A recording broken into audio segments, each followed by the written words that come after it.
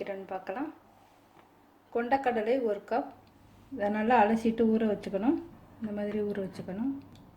வெள்ளை கொண்டக்கடலை கொஞ்சம் பெருசாக வரும், ஆனால் அது அவ்வளோதான் ருசி இருக்காது. இதில் வந்து நல்ல ருசி அதிகமாக இருக்கும். இது வந்து நைட்டுக்கு வேணால் காலையில் ஊற வச்சிடணும், காலையில் வேணால் நைட்டே ஊற வச்சிடணும்.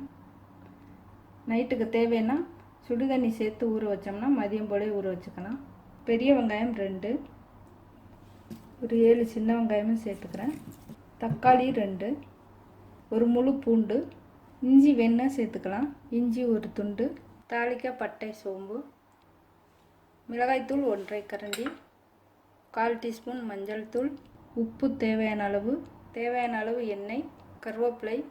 தக்காளி வந்து நைஸாக கட் பண்ணி எடுத்துக்கணும். பூண்டு இது மாதிரி தோல் உரிச்சுக்கணும். வெங்காயம் தோல் உரித்து வச்சுருக்கேன். இதில் வந்து 1/2 வெங்காயம் வந்து அரைக்கிறதுக்கு எடுத்துக்கணும். ஒரு 1/2 வெங்காயம் மட்டும் நைஸாக நறுக்கி எடுத்துக்கலாம். இது வந்து குழம்புக்கு வதக்கிறதுக்கு. வெங்காயத்தோட்டு சேர்த்து அரைக்க கொஞ்சமாக சீரகம், சோம்பு வேணாலும் சேர்த்துக்கலாம். சோம்பு இல்லைன்னா சீரகம் ஏதாவது ஒன்று சேர்க்கணும். அரைக்கிறதுக்காக கட் பண்ணி எடுத்து வச்சுருக்கேன். அரைக்க வேண்டியதெல்லாம் சேர்த்து அரைச்சிக்கலாம். இஞ்சி வேணுன்னா சேர்த்துக்கலாம், அவசியம் இல்லை. பூண்டு மட்டும் சேர்த்தாலே போதும். சின்ன வெங்காயம், சீரகம். இப்போ அதை வந்து நைஸாக அரைச்சி எடுத்துக்கணும். இஞ்சி பூண்டு தனியாக அரைச்சி வச்சுருந்ததுன்னா வெங்காயம் மட்டும் சேர்த்து அரைச்சிக்கலாம். இது நல்லா அரைச்சி தனியாக எடுத்து வச்சுட்டு தக்காளியை தனியாக அரைச்சிக்கலாம். வெங்காயம் அரைச்சாச்சு, இது தனியாக எடுத்து வச்சுடுவோம். தக்காளி சேர்த்துருக்கேன், நைஸாக அரைச்சிக்கணும். இதிலேருந்து கொஞ்சமாக எடுத்து வச்சுருக்கேன் குழம்புல தாளிக்க. தக்காளி அரைச்சி எடுத்து வச்சுட்டேன். வெங்காயம் தக்காளி எடுத்து வச்சுருக்கோம் இல்லையா, இதை வந்து எண்ணெயிலையும் வதக்கலாம், இல்லைன்னா கொண்டக்கடலை வேக வைக்கல சேர்த்தும் வேக வைக்கலாம். ரொம்ப சீக்கிரமாக வேணும்னா கொண்டக்கடலையோட்டே சேர்த்து வேக வச்சுக்கலாம். கடலை நல்லா ஊறிடுச்சு. வெங்காயம் தக்காளி இது கூட சேர்த்து வேக வச்சுக்கலாம். மிளகாய்த்தூள், மஞ்சள் தூள், தேவையான அளவு உப்பு,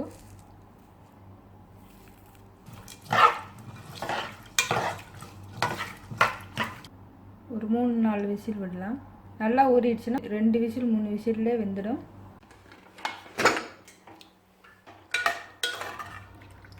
நல்லா வெந்துடுச்சு. இதிலேருந்து கொஞ்சம் கடலையை தனியாக எடுத்து வைக்கலாம். இதிலேருந்து கொஞ்சம் கடலையை தனியாக எடுத்து வச்சுருக்கேன். இதை மிக்சியில் அரைச்சிக்கணும்.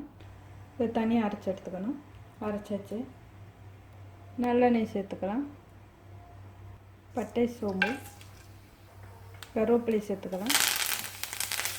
அரைச்சி வச்சுக்க வெங்காயம், பூண்டு, இஞ்சி எல்லாம் சேர்த்து அரைச்சது.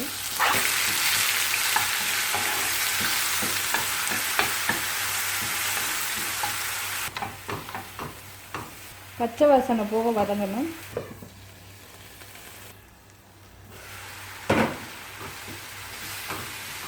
அரைச்சி வச்சுக்க தக்காளி,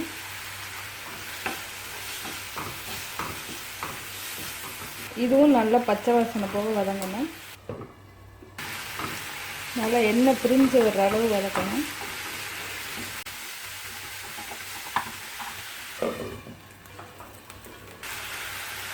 எண்ணெய் பிரிஞ்சு வர ஆரம்பிச்சிருக்கோம். இப்போ வேக வச்சுருக்க கொண்டக்கடலை சேர்த்துக்கலாம்.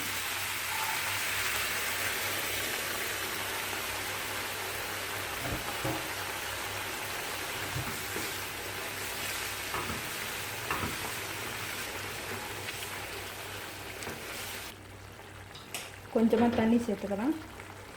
குக்கர் கழுவி ஊற்றிக்கிறேன்.